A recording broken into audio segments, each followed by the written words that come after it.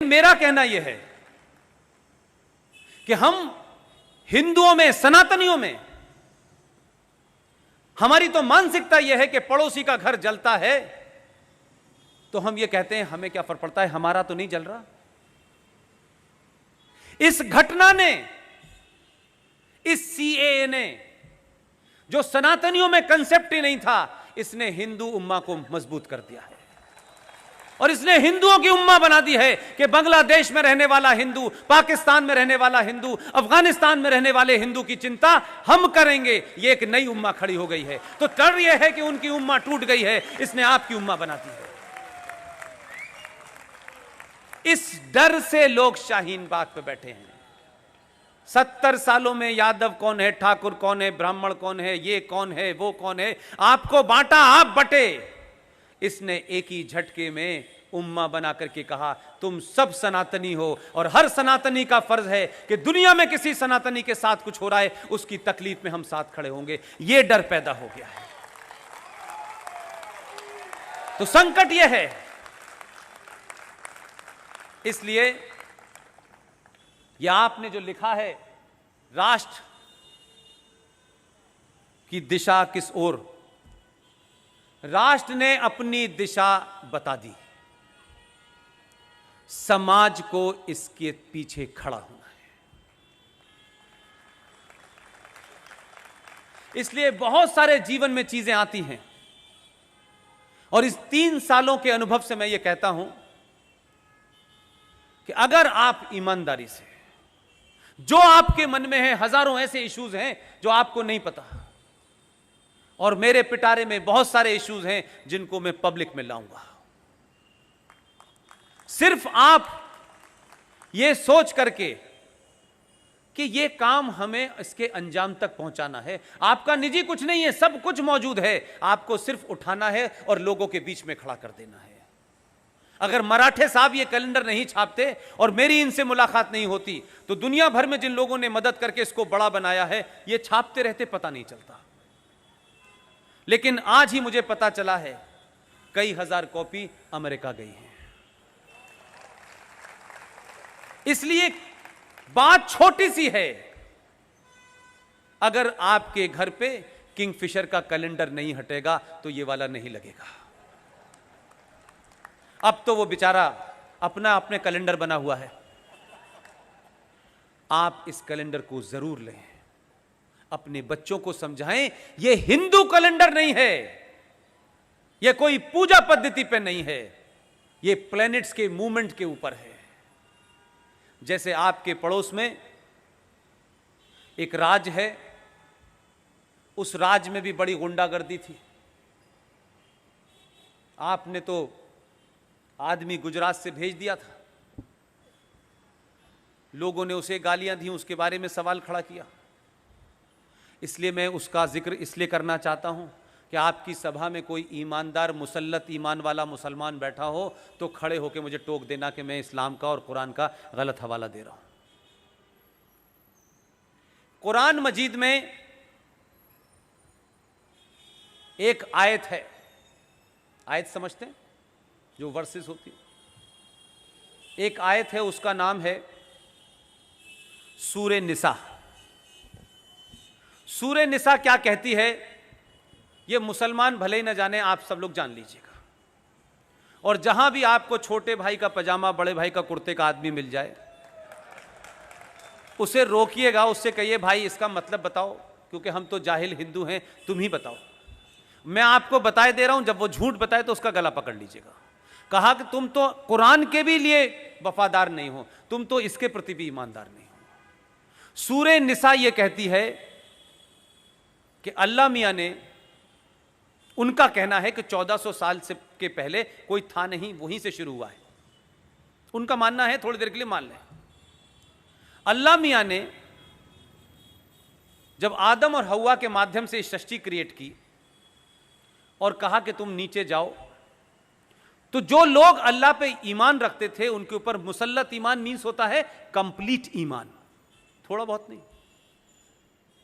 उन्होंने कहा कि जो लोग मेरे ऊपर ईमान लाए हैं, जो मुझ पे यकीन करते हैं, जो मेरे बताए रास्ते पे चलते हैं, मैं तुम्हें इस दुनिया में, इस सृष्टि में, जमीन पे भेज रहा हूं। तुम जाओ, तुम्हारे लिए सब कुछ मैंने दिया है, तुम्हारे रहने खाने पीने का सबका इंतजाम किया है, लेकिन मैंने तुम्हें कुछ शर्तें की हैं कि तुम उन बताए रास्तों से मत हटना। तुम्हें ये करना है, ये नहीं करना है। लेकिन वो ये जानते थे, आखिर अल्लाह मियां थे, वो अपने बंदों के बारे में जानते थे कि ये कैसे लोग होंगे, ये तो शाहीन बाग पे भी बैठ जाते हैं। उन्होंने कहा कि अगर तुम मेरे बताए रास्ते से हटे तो मैं इसी धरती पर ऐसे लोग भेजूंगा जो तुम्हें रास्ते पे ले आएंगे।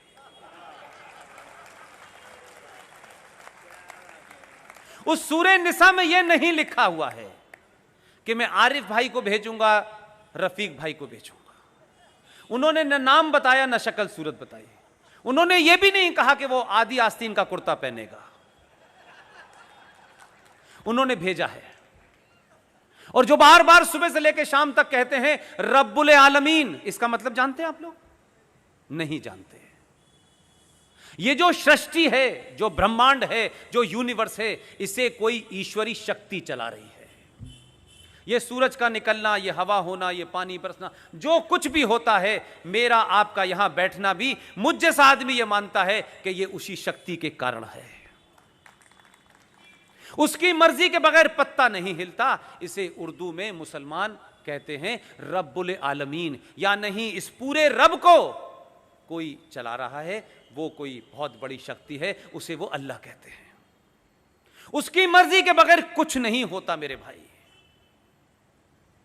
हमारा उस पर यकीन था, है, और जब तक यह सृष्टि रहेगी हम जैसे सनातनियों का उस पर यकीन रहेगा। हम 1000 साल तक गरीब गुलाम बने, गुलामों के गुलामों ने गुलाम बनाया, लुटेरों ने हमें गुलाम बनाया। आज भी पिछले 70 सालों में मुझे कोई एक हिंदू सनातनी नहीं मिला जिसने यह कहा हो ऊपर वाले ने हमारे साथ बड़ी जाती की है। हम छोटे छोटे कामों को ऊपर वाले को जिम्मेदार देते हैं, यार भगवान ने यह मेरे साथ नहीं किया, यह करना चाहिए था। अगर यकीन रखो तो कंप्लीट रखो, आधा अधूरा मत रखो। पूरे 1000 साल तक गुलाम रहे। गुलाम रहने के बावजूद भी तरह तरह से हमारे धर्म को समाप्त करने की कोशिश की गई। लेकिन उस दौर में भी ऐसे लोग थे जो ये जानते थे कि पूजा नहीं हो सकती, तो उन्होंने गमले में तुलसी लगा करके घर के बाहर रख के अपने हिंदुत्व को जिंदा रखा। लेकिन मैं सिर्फ दूसरा सवाल उन्हीं से पूछता हूं जिस कुरान मजीद की सूरह निसा का हवाला देता हूं, उस पूरे रेफरेंस में देता हूं। तुम तो कहते हो सिर्फ हम अल्लाह से डरते हैं और अल्लाह के अलावा, उसकी मर्जी के अलावा कुछ नहीं होता है, तो 2014 भी अल्लाह की मर्जी से पैदा हुआ है, 2019 भी है, और दिल्ली में भी आया है, और उत्तर प्रदेश में भी उसी की मर्जी से आया है। जितना अत्याचार करोगे और शाहीन बाग बनाओगे, 2019 में 2 हो गए हैं, अभी अल्लाह से दुआ मांगो कि 2024 में कितने होंगे पता नहीं। यह सब उसकी मर्जी से हो रहा है। We should be grateful and thankful to Allah. वो चाहता है कि उसके बंदों का मुसल्लत ईमान हट गया है, वो हक और बातिल के बीच में फर्क करना भूल गए हैं, वो कत्लो गारत कर रहे हैं। अल्लाह ने ऐसा आदमी चुना है, घर तक छोड़ के आएगा। संकट यही है, ना आप संविधान के प्रति ईमानदार हैं, ना कुरान के प्रति ईमानदार हैं। मैं शुद्ध सनातनी हिंदू के होते हुए भी कुरान शरीफ को कुछ तक हद तक मानता हूं, और मानता हूं इसलिए कहता हूं कि अब 1000 साल तक तुम्हें हम ही से जलील होना है, इंतजार करो। तुमने भी नंगा नाच बहुत खेला है। तुमने आजाद भारत के अंदर जम्मू कश्मीर में, जहां कश्मीरी हिंदू पंडितों ने जोर से कभी गाली तक नहीं दी, कश्यप ऋषि के वंशज इतने लंबे समय से या तो साहित्य लिख रहे थे या दुनिया में ज्ञान बांट रहे थे, तुमने उनको बर्दाश्त नहीं किया। तुम्हारे पूर्वज बदल गए। फारूक अब्दुल्ला का पूर्वज कौन है यह पता लग गया है। इकबाल का पूर्वज कौन था यह भी पता लग गया है।